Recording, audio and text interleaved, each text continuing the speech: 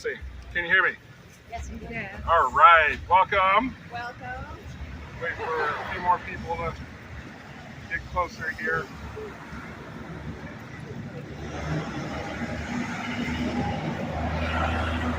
Oh, hey, are you with me? Oh, you're in for a treat. Uh-oh. Kate's one of the folks who are actually designing the exhibits and putting them in the museum campus here. Yep, you can clap for that. Clap for Kate. All right, so I am Josh Harris. I'm the Vice President of Public Engagement at the Obama Foundation. I'm gonna put this sign down. And my job is to build relationships all across the great country and world, in Chicago in particular, to let people know about the Presidential Center and how they can get involved and show up and participate in our programming. So I'm excited that you came out today on this beautiful Saturday. And I'm joined by my colleague Kay. We'll come over, shout to the microphone. Hi. Hello. Oh, am I giving who I am? Yeah. Oh, can I just yell instead? Just do it. Okay. Hi, I'm Kate. I am the manager of exhibition production. So I focus on building the museum exhibitions that take up the four sort of central floors of the building here. She has a cool job. Sometimes. Sometimes. Do you want to go over or? Whatever you prefer, I'm happy to. Okay. Yeah, go Maybe for it. when I can do this. Maybe Yeah, I can do the building. Okay. All right. So we sit on 19.3 acres in Jackson Park. That is 19.3 acres of 550 total acres. So contrary to the news, we're not taking over Jackson Park. But before, it was important for President and Mrs. Obama to ensure that they give back to a community that's given so much to them. As we all know, Mrs. Obama's a South Sider. President Obama got to start organizing on the South Side. But for Chicago, they would not be who they are and where they are today. And so that's why they wanted to put this investment right here in Woodlawn on the South Side of Chicago. So it's important also that we create a very inclusive and open campus. So yeah, there are construction fences around the site now. Those will come down. You will be able to walk on our campus, abiding by park district hours, 6 a.m. to 11 p.m. You'll be able to enjoy the amenities all across the campus. We will have free public high-speed Wi-Fi. So if you want to work remotely, do some homework, do some research, you can come get it over at our campus. On the north side here, looking at, there's Midway Plaisance and Stony. We're adjacent to the Griffin Museum of Science and Industry. We are actually actively working with them on joint programming as well. As you know, they have that back portico, which used to be the actual entrance to the museum. They're going to reopen that in the next year or two. So really trying to create this inclusive campus that's connected. On the north side, there's the Women's Garden. This was original to the Columbian Exposition, so we are restoring that Women's Garden.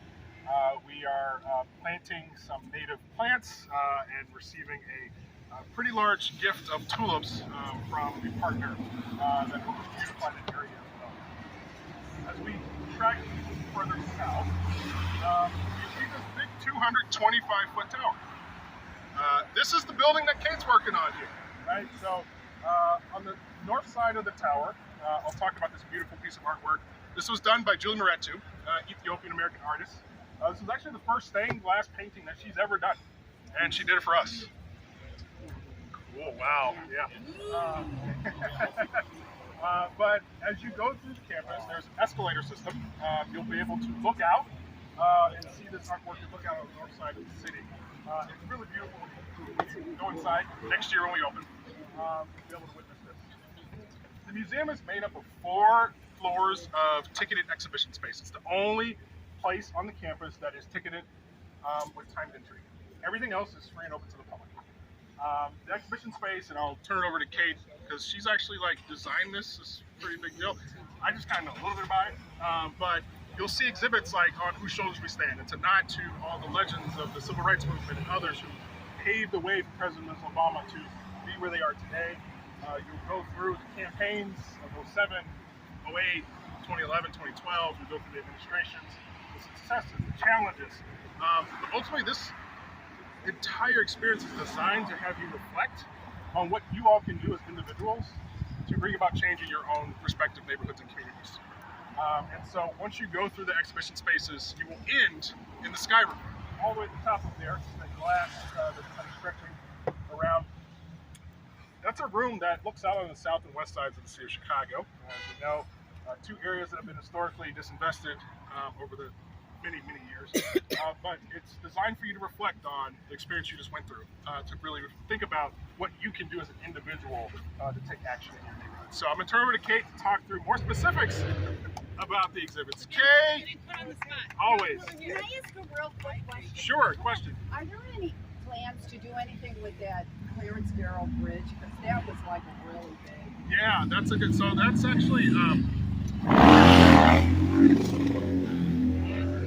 That's really fun. Their neighborhood.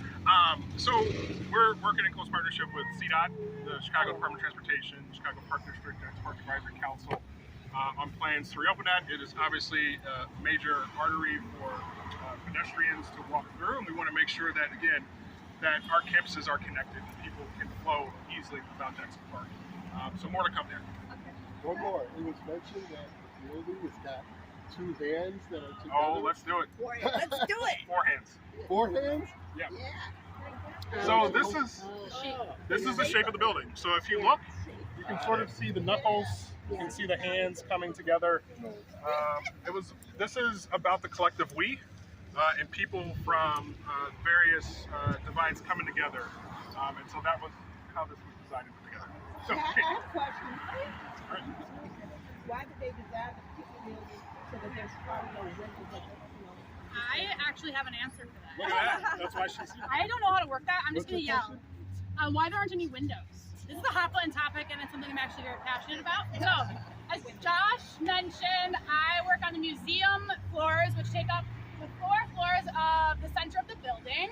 So the first floor really tells the story of, it gives you kind of a foundation in America. It opens up with some large civil rights movements, suffrage movements, sort of things that shaped the country and how we sort of, the movements that influenced President and Mrs. Obama in their lives. So we start with those movements and move into their childhood, focusing on Mrs. Obama's time in the south side of Chicago, and then President Obama's sort of multicultural youth through Hawaii and Indonesia. And then, so the second floor finishes with him winning the presidency. And then the next floor you go up and you learn all about the things they did in office, the movements that they were passionate about, the causes they worked for while they were in the White House. And then the third floor we get to is all about their time in the White House. They were well known for opening the house for people. It was the people's house. They brought people in that were typically not invited into the space and really opened it to the public. We have a full-scale Oval Office replica. You can go in, you can sit at the resident's desk, you can take your picture. And then the final floor of the museum, the fourth floor, really closes out the theme me to we. So you're going through this, you're seeing yourself in their story, you're making connections, and at the end, so culminating media experience that talks about collective action and how we all come together to make great change. So in the museum, we have a lot of media pieces and interactives, but we're also a standard museum. We have artifacts on display, and that goes to why there are not a lot of windows, because light is not good for historical objects. It degrades the material, and it makes it so that we would not be able to put things on display for very long for people to see them.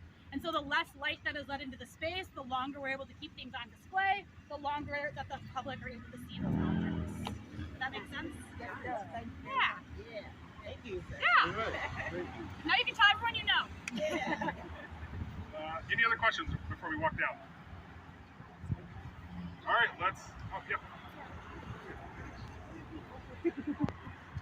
Question is, when are we opening? We are going to open late spring 2026. And I mean late spring. Yeah. But we're actively planning a grand opening celebration with President Mrs. Obama and others. And so it'll be an experience for all Chicagoans and people around the world to enjoy. Let's walk down. Okay.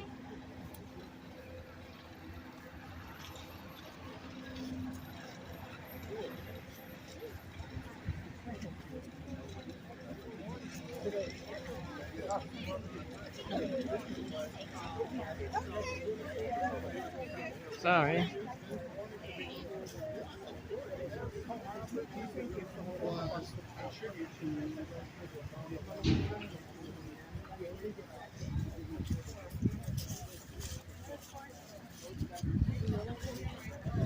So.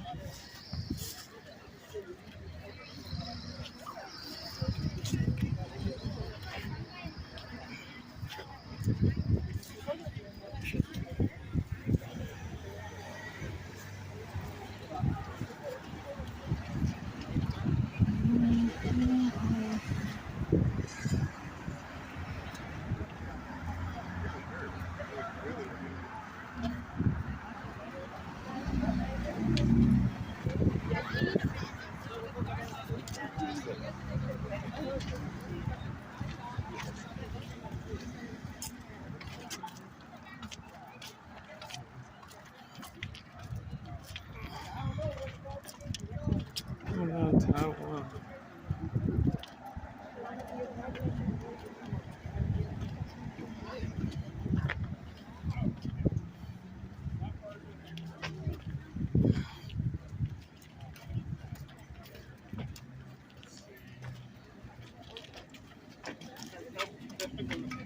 Just had a question about the park that was behind us. So that is called the Midway Plaisance Playground. This was part of our agreement with the city of Chicago. Given that we are occupying park district space, we wanted to offset that, and so we contributed to the construction of that universally inclusive design playground. That's going to open actually at the end of this month. Good.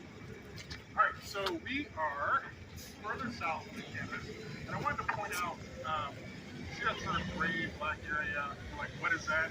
Doesn't look done. Well, it's not done, because soon there are going to be 5